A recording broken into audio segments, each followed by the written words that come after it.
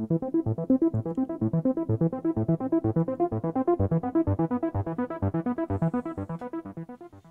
de commencer la vidéo, je vous inviterai à vous abonner à ma chaîne ou encore de laisser un petit like. C'est toujours agréable lorsqu'on sait que le travail qu'on fait est apprécié. Merci.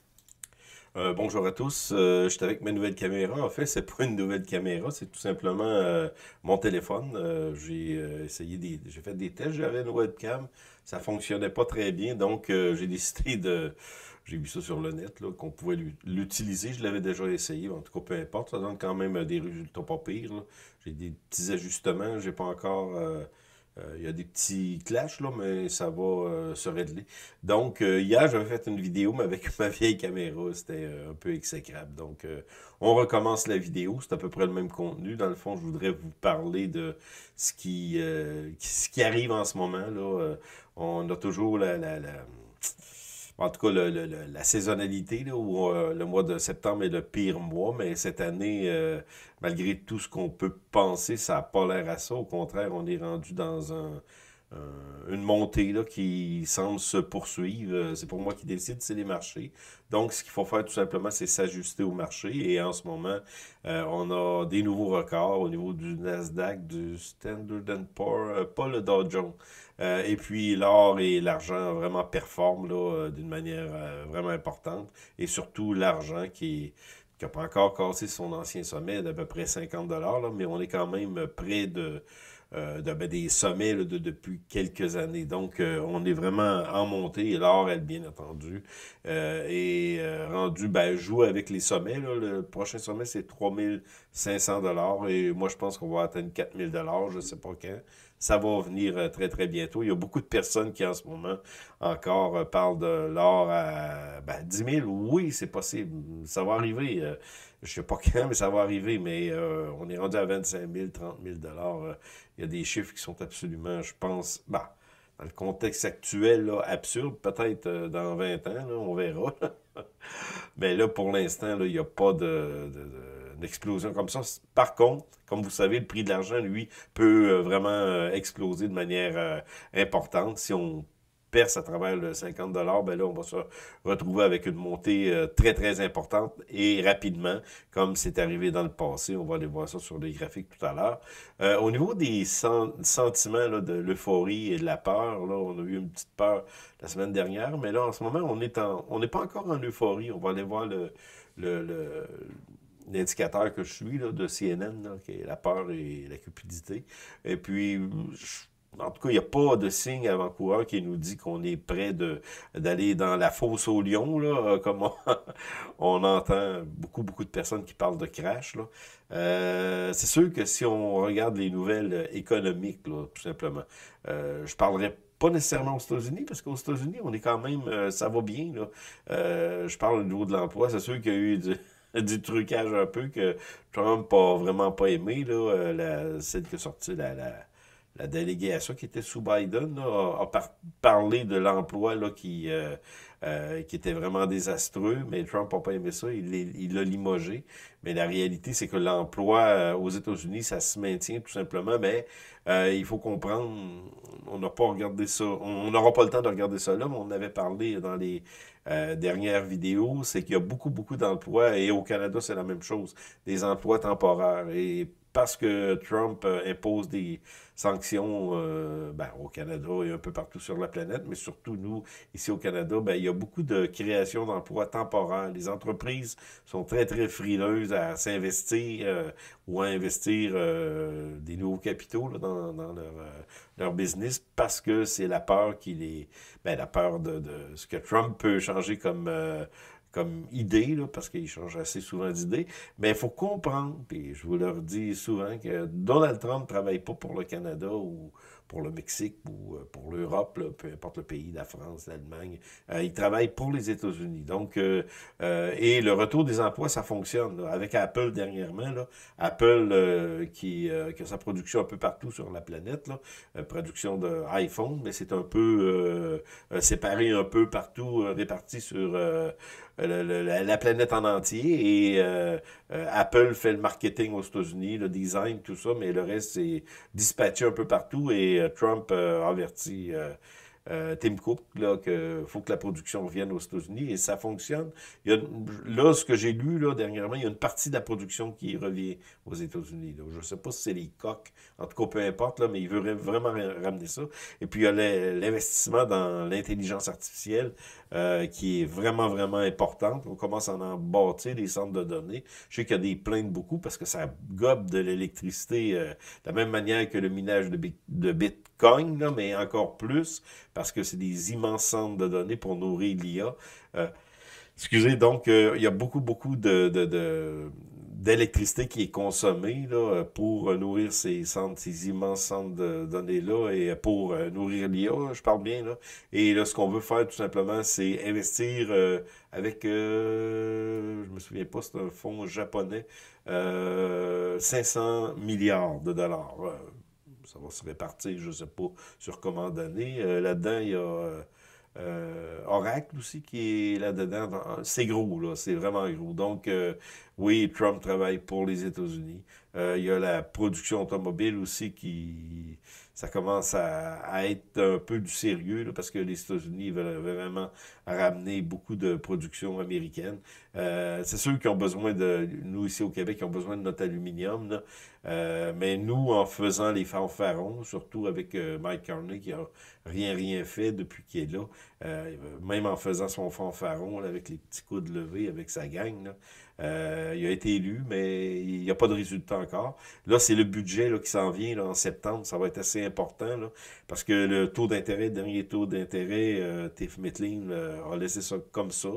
Euh, Comme je vous avais dit, et je vous le redis, il y a beaucoup de renouvellements de taux hypothécaires qui sont là en ce moment, là, et c'est 2025-2020. Fin 2025, début 2026, c'est le gros rush, et ensuite, on va avoir de l'ajustement au niveau des taux d'intérêt. Donc, c'est très important au niveau des personnes qui ont acheté des maisons à bas taux du temps de la COVID. Là. Donc, on se retrouve avec un renouvellement qui peut vraiment affecter beaucoup les finances.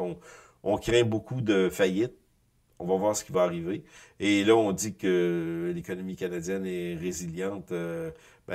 Comme je vous ai dit, on n'ira pas voir ça aujourd'hui, on n'aura pas le temps, mais il y a beaucoup de création d'emplois, mais pas beaucoup de création d'emplois, mais plus de création d'emplois de ce qu'on pensait, là.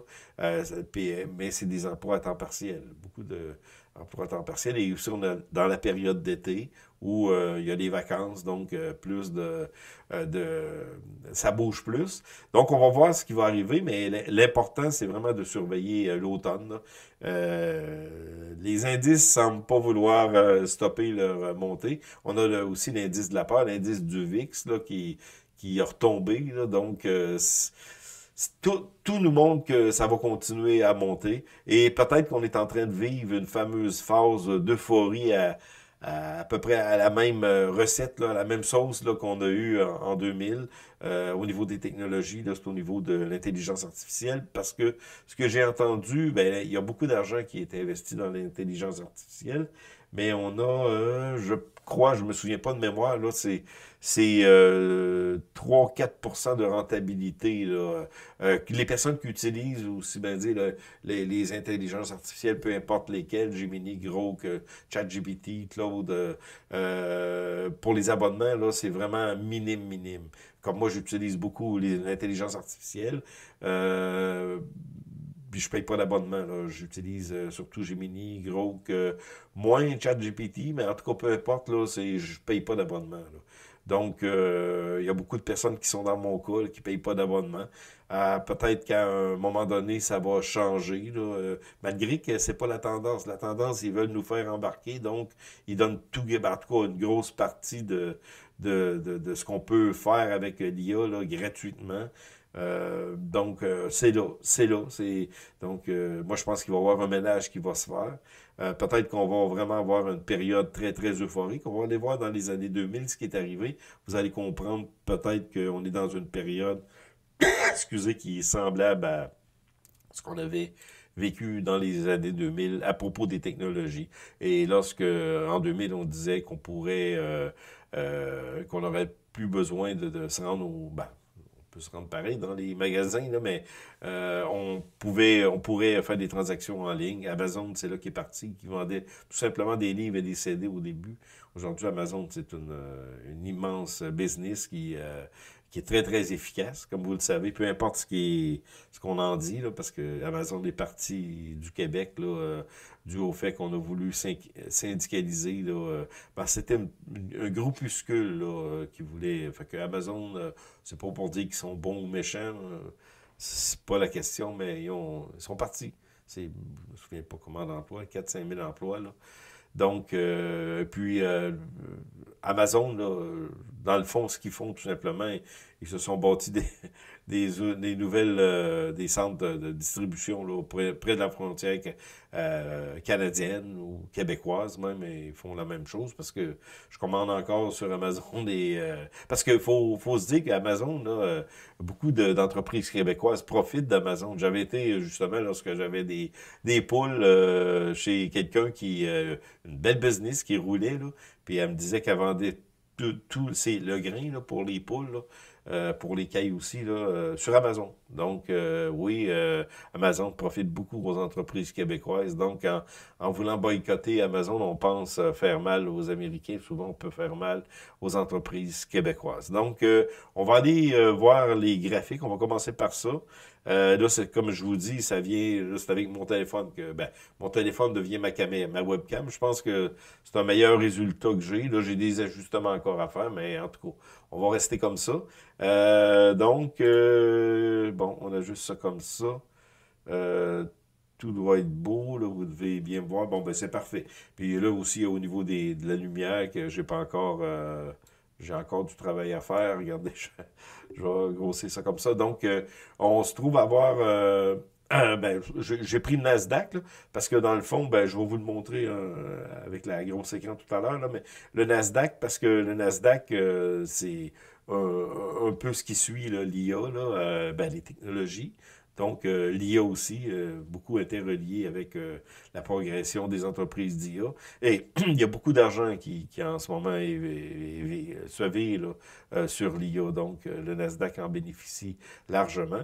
Et ce que j'ai constaté, comme je vous dis, je suis rembarqué dans le marché, mais d'une manière quand même, je pourrais dire, prudente. Là, c'est beaucoup de... Lorsque j'ai fait un profit, je sors rapidement là, parce que j'avais vraiment peur. Le mois de septembre, là, qui se trouve être un mois euh, habituellement de correction. Là, vous avez deux pires mois dans l'année, c'est le mois de mars et le mois de septembre. Et le mois de septembre, c'est le pire mois de l'année statistiquement depuis 1950. C'est pas que tous les mois de septembre ont été pourris, mais par contre, cette période-là, c'est la pire période. Et ensuite, on a le rallye du Père Noël, de Noël, de Santa Claus, peu importe ce qu'on appelle. C'est à partir d'à peu près octobre, mi-octobre, fin octobre, novembre, décembre, et on va jusqu'en janvier. Des montées assez impressionnantes et on retombe en mars encore un creux habituellement, statistiquement parlant. Donc, ce qu'on va faire, tout simplement, je vais mettre la grosse écran seul comme ça. On va regarder ça. Ça se trouve être le Nasdaq. On va commencer par ça. Le Dow Jones, OK, excusez, je ne suis pas à la bonne place. Dow Jones, lui, n'a pas encore atteint son sommet, là. Ça, c'est sur un graphique mensuel, là. Dow Jones, comme ça. Standard & Poor's, lui, bat ses records, là. Il y a un petit sommet ici le mois dernier, mais là, on s'en va vers la hausse. Et c'est ça, c'est vraiment une montée là, très, très euphorique. Et le Nasdaq. Avant ça, je vais aller vous montrer l'indice de la peur et de l'euphorie, mais on a descendu un peu ici, on monte, on joue dans le greed, l'euphorie, mais pas d'une manière extrême. Là. On n'a pas été dans l'extrême, on s'est rendu à peu près vers les 75. Puis ça, cet indice-là, ça fait pas très très longtemps que je le suis.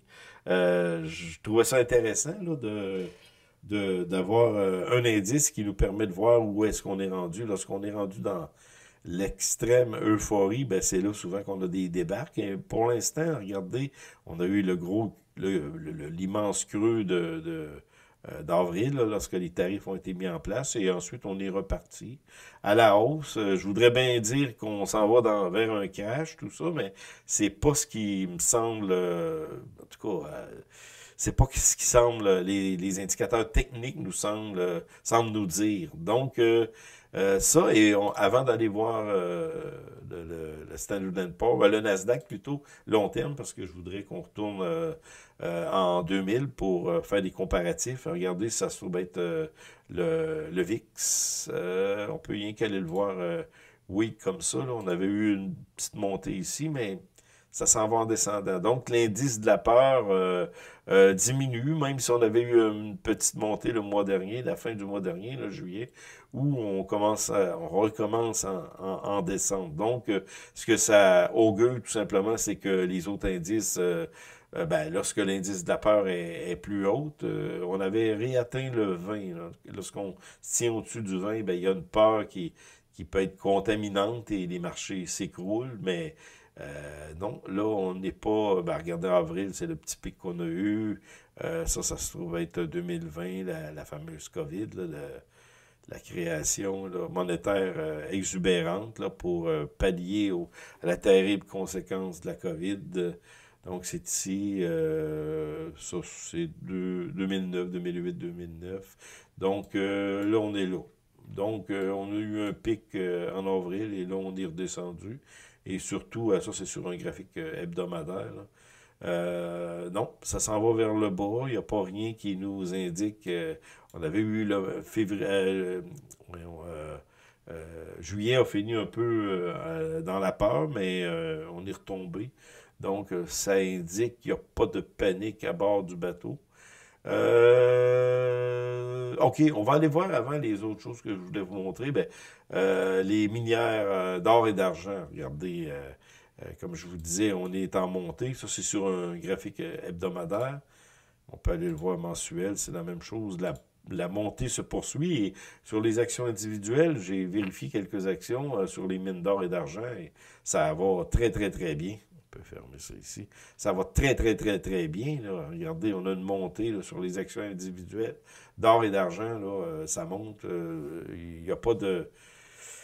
C'est sûr qu'on peut avoir une correction à un certain moment donné, mais pour l'instant, là, ça monte. Ça monte. Au niveau de l'or, ben, c'est la même chose. On arrive... et là, c'est une petite résistance depuis avril, justement. On a eu le petit pic là, où on est allé en euphorie un peu sur l'or. Depuis ce temps-là, c'est une figure là, de triangle qui se dessine.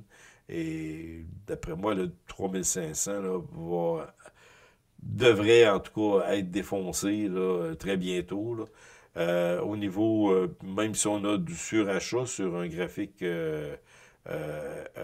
mensuel, ça peut durer très très très longtemps. Là. Donc on est en montée sur le graphique hebdo, on va aller voir comme ça. Regardez, oh, c'est une résistance ici, mais si on brise cette résistance-là qui est là depuis avril, là, ben sur le RSI, c'est la même chose. La montée va se poursuivre. Probablement, c'est pas bien, bien inquiétant. Sur le silver, ben là, c'est plus, comme je vous dis, la fameuse résistance ici avait été cassée. Là, on est rendu à d'autres résistances. On a une à 43 $ et une à 50 $ là.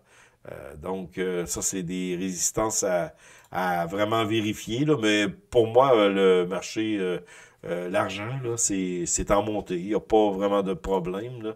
Là. Donc, comme je vous dis, l'argent, lorsque ça monte, ça peut monter très rapidement. Dans les années 80, c'était vraiment une folie. Là. Mais ici, c'est dans les années 2011, là, lorsqu'on a eu la montée de l'or, l'argent, elle a suivi, mais en 6 mois, là, on a atteint des sommets vraiment importants. Et là, on est à peu près, comme je vous avais rappelé, dans le même pattern. Donc, on est en montée de 50 $ où on va avoir une résistance, là, devrait quand même être percé, d'après moi. Là. Le dollar américain, rapidement. Après, on ira vers le... Ben, lui aussi avait connu une petite montée et maintenant, on redescend. Là. Donc, le dollar américain... c'est pas trop... ben, surtout avec les politiques de Trump. Trump veut vraiment que Powell baisse les taux d'intérêt. Et, il met beaucoup, beaucoup de pression. Surtout, il y a eu une critique très vive à l'égard de Powell et à l'égard de Powell et de la Fed, là, au niveau des rénovations du bâtiment, là, qui était supposé de coûter 1,9 milliard quand même. C'est effrayant. 1,9 milliard pour les rénovations. Je sais pas quelle sorte de rénovation. Ils doivent mettre des toilettes en or, j'imagine.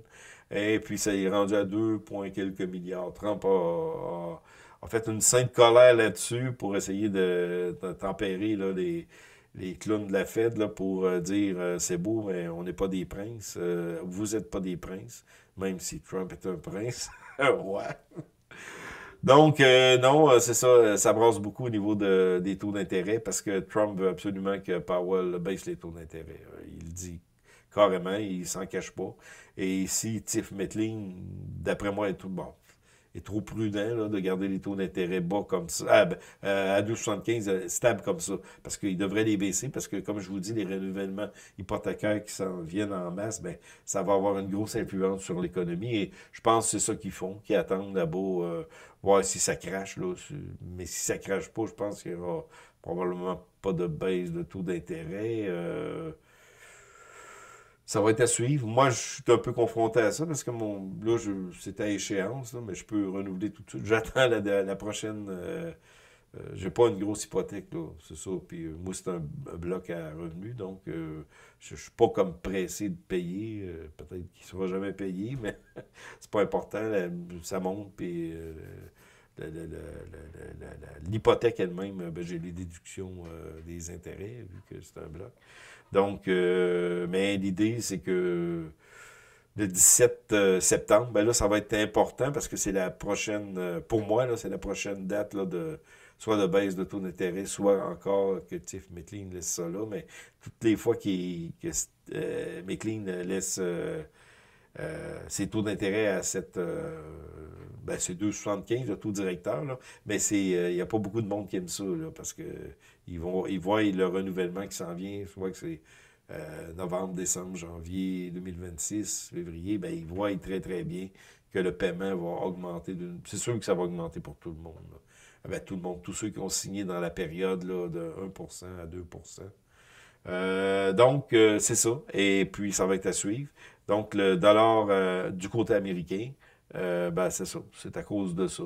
Trump met de la pression pour la baisse des taux d'intérêt. Donc, ça fait baisser la force du dollar. Il faut comprendre aussi que l'or et l'argent, en ce moment, on parle toujours, c'est une des raisons pourquoi on voit l'or monter. Ben, dans d'autres devises, dans l'or canadien, en tout cas, peu importe la devise, là, l'or performe, là, parce que dans le fond, on se compare toujours à la devise de notre pays. Là. On parle toujours aussi du dollar américain. On prend l'once d'or, dollar américain, mais faudrait aller voir là, et comment, où est-ce qu'on est rendu au niveau du dollar canadien, au niveau du dollar australien, ça s'appelle peut-être pas, dollar australien, ou en tout cas le yen, à toutes les devises. On a un site pour ça, là, au niveau de l'or. On fera ça pour la prochaine fois, peut-être. Là. Mais non, mais l'or, là, surperforme vraiment là, en ce moment dans d'autres devises.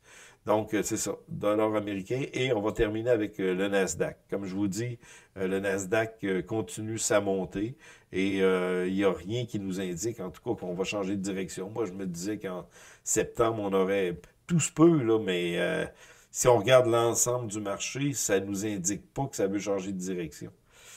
On va voir, hein, on va voir. Il faut être prudent, mais on va vraiment surveiller ça de près. Et je voudrais terminer justement avec le Nasdaq, mais en 2000. Plusieurs analystes techniciens là, ont comparé le petit clash qu'on a eu ici en avril là, à une situation semblable qui s'est passée sur le Nasdaq, qui se trouve être l'indice des technologies là, au niveau, ben, dans le temps, c'était tout ce qui était technologie Internet, là, la bulle Internet, des .com, mais là, maintenant, c'est la bulle de l'IA, là, qui, pour moi, va peut-être éclater, en tout cas pour plusieurs entreprises, parce qu'il y a trop d'offres, puis la demande, comme je vous dis, payante n'est pas encore là, mais l'IA est là pour rester, ça c'est sûr. Là. Si vous pensez que l'IA, c'est une patente qui va s'écrouler. Moi, je le pense vraiment pas. Par contre, ça va changer beaucoup, beaucoup de... ben, les postes, on commence déjà à le voir qu'il y a des mises à pied. Là, on se sert de l'IA parce qu'on veut économiser là, à tous les niveaux. Là, au niveau des... C'est plus les cols blancs qui vont en souffrir cette fois-ci. Là. Donc, d'être spécialisé dans des domaines ben, techniques, ça c'est sûr, où est-ce qu'on a besoin non seulement de coco, mais de bras aussi, là, c'est très, très bien de développer des compétences là-dedans, parce que dans le fond, l'IA, je pense faire un petit robot pour certaines compétences, là, comme moi, je fais de la rénovation ou de réparation là, dans des immeubles, là, autant la mienne que l'endroit où je travaille saisonnier, je pense que ça va prendre du temps avant que, mettons, que l'IA soit capable de poser de la céramique, un petit robot là, qui pose de la céramique. Ça peut arriver, là. Ben oui, ça peut arriver, c'est plus carré, mais on va dire qu'il tire des joints là, pour un bris, là, ça va prendre un peu de temps. Donc, c'est ça. On va aller en 2000, on va terminer avec ça. Je vais mettre mon écran seul comme ça. Ça se trouve être le Nasdaq dans les années 2000. Et comme je vous ai dit, la petite comparaison qui s'est faite, c'est 98 ici. Là, ça ici, le petit... ça ici, certains analystes techniciens comparent ce qu'on a vécu en avril à ce qui a été vécu ici en 98, là, 99, juste avant pas l'éclatement, le boom de la bulle là, techno. Donc, ça a été un temps où on pensait que ça tombait raide, raide, raide. Je me souviens, je pense que où ce que je travaillais, on avait arrêté la production pour dans cette période-là, là, pour un mois à peu près. On était au chômage, l'usine avait fermé pour un mois. Donc, mais c'est reparti à la hausse et c'est là qu'on a eu l'euphorie pendant plusieurs mois. Là. 98, 99, regardez, ça a monté. 2000, mais c'est ici, là. Dans les années 2000, décembre 99, il y avait le fameux bug de l'an 2000, les technos, c'était tout mélangé ensemble. On pensait que c'était la fin du monde. Puis, comme de raison, ça allait être la bulle qui avait été gonflée. Tout le monde achetait. Moi, je suis arrivé dans ces temps-là, dans le sommet. Je me suis fait... je connaissais rien à la bourse. Et plusieurs me disaient que tout le monde va devenir millionnaire. Un peu ce qu'on est en train de dire en ce moment avec le Bitcoin. C'est Robert Kiyosaki qui a dit que tout le monde pourrait devenir millionnaire avec le Bitcoin. Un peu gros, là. Donc, c'est ça. Est-ce qu'on est à cette phase-là? Ben, une phase d'euphorie, ben, ça ressemble à ça. Comme ici, on avait connu quand même une montée après la COVID, vu qu'il y a eu tellement d'argent injecté dans le système, mais on a eu une bonne correction en 2022, un an de temps qu'on a corrigé, et on est reparti à la hausse, et moi, je pensais vraiment que ça continuerait à descendre, mais non, ça continue à monter. Je pense aussi que le gouvernement américain, via la Fed, font beaucoup faudra aller voir la masse monétaire, là, mais font beaucoup d'achats. Au niveau pour soutenir le marché. Là. Donc, ça va être à suivre, mais je pense que on n'est pas intéressé à ce que le marché sous-performe. On veut vraiment conserver le marché intact. C'est la raison pour laquelle je pense qu'il y a beaucoup d'interventions en ce moment, même si c'est pas dit clairement, parce que Trump veut vraiment à tout prix que les États-Unis profitent pleinement du boom de l'IA et tout ce que ça implique, dans le fond, parce que le boom de l'IA implique un peu tout. Comme je vous dis, c'est 500 milliards, oui, qu'on veut injecter. SoftBank qui se trouve être la banque japonaise. Donc, ça va être à suivre. Donc, c'est ça, la fameuse correction qu'on a en septembre, ça semble pas vouloir se concrétiser, là, mais on va voir, on n'a pas fini. On peut avoir quand même une correction, mais le marché lui-même a des ailes, et puis après le mois de septembre, bien, habituellement, comme je vous dis, on a le boom de Noël, mais il y a tellement d'intervenants là, en ce moment, là, des experts là, qui vous disent comment faire des sous, comment acheter des actions, des petits jeunes qui n'ont pas connu de crash, là, qui donnent des conseils, là, comment... C'est épeurant, là. C'est que tout le monde, s'il y a tout le monde à acheter, il n'y a plus de vendeurs. Fait que dans l'euphorie, par contre, je me souviens, lorsque c'est arrivé dans les années 2000, on pouvait acheter une action, ça avait passé dans les affaires, le journal des affaires. Quelqu'un avait misé 14 000 $ sur une action et presque du jour au lendemain, il est devenu millionnaire. 14 000 $, je me souviens pas, le prix de l'action, elle a explosé, passé de peut-être c'était 50 sous, 60 sous, et ça a passé, devenu une bombe, là. 3-4 jours, elle a atteint 20 $. Fait que peut-être qu'on va vivre une euphorie comme ça, et c'est sûr que si on a une euphorie, des folies comme ça, il faut être présent, là. Je vous dirais, il faut être présent, mais il faut vendre vite, là. Si vous réussissez à faire des bons coups, là, débarrassez-vous de ce que vous allez avoir fait un bon coup ou des bons coups. Mais là, ça semble être ça, là. Ça explose de partout, là. Pas toutes les actions. Mais il y a toujours des actions qui montent, mais en ce moment, il y en a beaucoup, beaucoup. Donc, on n'a pas le temps de regarder ça, mais c'est ça explose pas mal. C'est pas mal euphorique, la réalité. Donc, c'était un peu mon bilan là, de ce qui arrive en ce moment. Et puis, comme je vous dis, le VIX est à la baisse. L'indice Greed, là, c'est pas encore excessif à la hausse. Donc, ça va être à suivre. Donc, on continue à suivre ça. On va voir septembre qu'est-ce qui va arriver. Mais là, en ce moment, ça semble euphorique. Donc, on se revoit très bientôt pour de nouvelles vidéos.